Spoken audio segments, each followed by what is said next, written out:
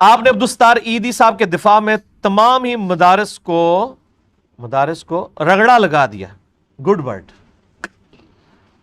کیا آپ کا یہ عمل درست ہے جبکہ مدارس میں قرآن و حدیث کی تعلیم مفت دی جاتی ہے؟ یہ مدارس کو رگڑا صرف میں ہی لگاتا ہوں؟ کیا بریلوی علماء یہ کہتے ہیں کہ جی دیوبندیوں کے مدارس جو ہیں یہ علم کا سرچشمہ ہیں، وہاں اپنے بچوں کو داخل کروائیں؟ یہ کہتے ہیں؟ یہ دیوبندی بریلویوں کے مدارس کے بارے میں کہتے ہیں؟ یہ سنی شیعہ کے بارے میں، شیعہ سنی کے بارے میں؟ تو سر ہم اسی لیے کہتے ہیں کہ 99 قتل تو آپ نے بھی کیے ہوئے ہیں، ہم نے صرف آپ کو غلط کہا ہے کیونکہ آپ اپنے علاوہ سب کو آلریڈی غلط کہہ رہے تھے. ہم نے صرف 99 سوچ یار ایک ہی فرق ہوتا ہے، برداشت کرو. ٹھیک ہے. باقی رہا عبدالستار عیدی صاحب والا جو کلپ تھا اس کی کلیریفیکیشن اگلے ہی ہفتے آ گئی تھی. یہ مسئلہ 149A تھا، وہ 149B تھا، جس میں نے ایک کلیریفیکیشن دی تھی کہ عرف عام میں جب بات ہوتی ہے، جب ہم کہتے ہیں یار پاکستانی قوم بے ایمان ہے، ٹی وی پہ ہم یہی رونا رو رہے ہوتے ہیں نا، ہماری قوم جاہل ہے. سارے اینکر، سارے سیاستدان کہہ رہے ہوتے ہیں، کسی نے احتجاج نہیں کیا جی اتنے پی ایچ ڈی موجود ہیں، آپ نے پاکستانی پوری قوم کو ہی کہہ دیا. سب کو پتا ہوتا ہے کہ عرف عام میں بات ہو رہی ہے، اس سے مراد 100% نہیں ہے بلکہ اس سے مراد میجورٹی ہے. اور یہ اردو میں بھی بولا جاتا ہے. ہم کہتے ہیں جی سارے سیاستدان کرپٹ ہیں، کہہ رہے ہوتے ہیں نا، وہ جی سیاستدان تو ہوں ہی پیڑے نے، تو کیا اس سے مراد سارے لوگ ہیں؟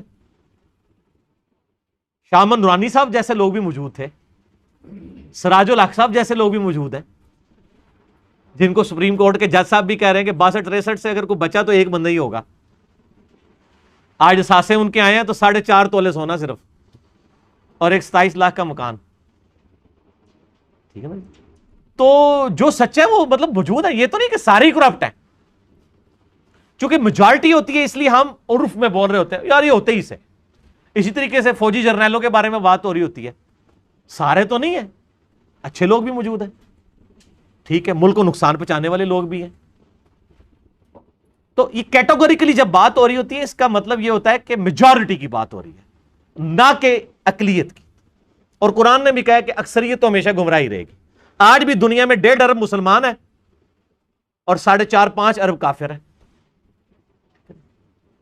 تو یہ مدارس والا میں نے اگلی دفعہ کلیریفیکیشن اسی ہفتے ہی دے دی تھی کہ مدارس کے خلاف جب پچھلی گورنمنٹ کے انفارمیشن منسٹر نے کہا تھا نا کہ مدارس میں تو یہ موت کا منظر، مرنے کے بعد کیا ہوگا، یہ فضول کتابیں نعوذ باللہ پڑھائی جا رہی ہیں، اور اس کا مذاق اڑایا تھا، سب سے پہلے میرا کلپ آیا تھا مدارس کے دفاع میں کہ آپ قرآن و سنت کی تعلیمات کا مذاق نہ اڑائیں. آپ اختلاف رائے رکھیں، ہمیں بھی مدارس سے اختلاف رائے ہے، ہمیں اسکولوں اور کو ایجوکیشن سے بھی یونیورسٹیز کی اختلاف رائے ہے، لیکن اس کا یہ مطلب نہیں کہ ہم اس کو کیٹاگوریکل ڈینائی کر دیں. یہاں پہ بھی مدارس کے حوالے سے. اور دوسرا اس کے پیچھے میں نے ریزن اس میں بتائی تھی میرے بھائیوں، قرآن حکیم میں بھی پارہ نمبر 6 کا آغاز ہی اس سے ہوتا ہے. اللہ تعالیٰ فرماتا ہے اللہ تعالیٰ برائی کے الفاظ کے ساتھ کسی کا ذکر پسند نہیں کرتا سوائے اس شخص کے کہ جس پہ ظلم ہوا ہو. تو ہمارے دین پہ ظلم ہوا تھا ان لوگوں کی وجہ سے. یعنی ایک شخص، آپ لوگوں کو مس گائیڈ کر کے دہشت گرد بناتے تھے. آپ لوگوں سے مراد وہ لوگ جو یہ کام کرتے رہے. ان دہشت گردوں سے جب پاکستانی عوام مرتی تھی ان کی لاشیں کون اٹھاتا تھا؟ عبدالستار عیدی. ایون ان مدرسوں پہ بھی جب خودکش حملے ہوئے اور وہاں پہ بھی بچے مرے جو عیدی صاحب کو پوری زندگی گالیاں دیتے تھے، ان کی لاشیں اٹھانے کے لیے بھی عیدی صاحب کی وین کھڑی ہوتی تھی. تو سر جب وہ مر گیا تو آپ لوگوں نے مطلب یہ کہنا شروع کر دیا کہ نعوذ باللہ یہ بہت بڑا مجرم ہے، کہ یہ مطلب وہ ناجائز بچے پالتا تھا. تو کیا قرآن حدیث میں کہیں لکھا ہے کہ جو ناجائز اولاد پیدا ہو؟ اور بخاری مسلم میں تو ایک عورت نے برائی کر لی تھی تو اس نے کہا یا رسول اللہ مجھے پاک کر دیں. آپ فرمایا میں تمہیں سنسار کیسے کراؤں؟ جب اس کا وضع عمل ہوا، بچے کو جنم دیا، پھر وہ آ گئی. آپ فرمایا اس کو دودھ پلا. پھر وہ تھوڑا بڑا ہوا، جب وہ روٹی پکڑ کے کھانے کے قابل ہوا نا خود، پھر نبی علیہ السلام نے اس عورت کو سنسار کرایا. وہ ناجائز اولاد تھی، بخاری کے اندر حدیث موجود ہے، یہ آپ کے نبی کی تعلیمات ہیں. اس کے اوپر جب عیدی صاحب عمل کرتے رہے تو آپ کہتے رہے اس نے پنگوڑے رکھے ہیں، تو اس نے جو ہے نعوذ باللہ زنا کو پروموٹ کیا. تو آپ کے یہ فتوے کہاں تک جاتے ہیں؟ نبی صلی اللہ علیہ وآلہ وسلم نے جو عورت کو سنسار نہیں کرایا اور اس بچے کو پیدا ہونے دیا، پھر بڑا ہونے دیا، تو آپ نبی صلی اللہ علیہ وآلہ وسلم کے اوپر نعوذ باللہ اس قسم کے فتوے لگائیں گے؟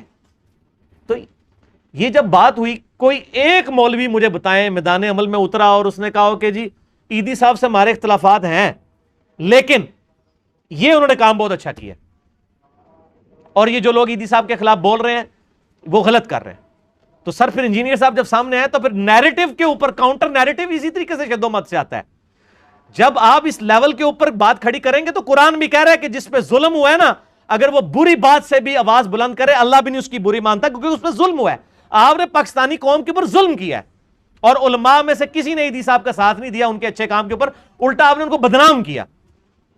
اور وہاں لبرلز کو موقع مل گیا، انہوں نے کہا یہ دیکھو مولوی اور نمازی لوگ اور پڑھے لکھے لوگ ہوتے ہی اس قسم کے دیندار ہیں، یہ تو دیکھو عیدی جو ان کی لاشیں اٹھاتا تھا آج اس کے اوپر بھونک رہے ہیں۔ تو پھر میں نے جب دفاع کیا، کاؤنٹر نیریٹو اسی طریقے سے کھڑا ہوتا ہے، کسی بات کو کانٹیکسٹ میں دیکھنا چاہیے۔ دین کی میت آپ نے لا کے ہماری یعنی سین میں رکھ دی اور ہمیں رونے بھی نہیں دے رہے آپ، ٹھیک ہے، تو کانٹیکسٹ میں چیزوں کو دیکھنا چاہیے۔